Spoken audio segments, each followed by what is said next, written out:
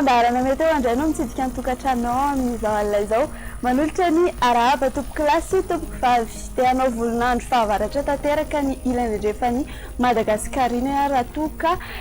maimena kosa ny andro zany hoe androandraona ny andro ny amin'ny ilana tsinanany nositsika fahiditra avetrany amin'ny mety tetry ny arina vinavinaina ho an'ny rapitsoaritsika ranomaraina dia asisa norambaratra ny morontsiraka avaratra andrefa ny Madagaskarina raha toka azo orana tandrivinana kosa ny faritry melaka mena be sy ny ilany andrefa ny afotany malomaloka kosa ny andro ny amin'ny afotany ray manontolo iny atoraka izany ankio ny any androsy anosy ary tsy matsinanana fa ifanjibe kosa ny rahona sy ny masoandro ho an'ny faritra sisy raha ho an'ny tapany ariva kosa indray dia araka ny hitantsika amin'ny sary izao dia azo orana tandrivindraona mety araha kotroka ny faritra maro eto Madagasikara fa omaina kosa ny andro ny atsia sava analanjorofo atsinanana toraka izany ankio ny faritry alaotra mangory ny morontsiraka iboeny ny morontsiraka atsimandrefana sy androiny ny maripana ny tombatombanana ho an'ny rapitsy ny ambandritra dia manodidina ny 20 ka hatramin'ny 20 degré celsius eo ny faritry ny afotany ary ny morontsiraka kosa dia mihoatra ny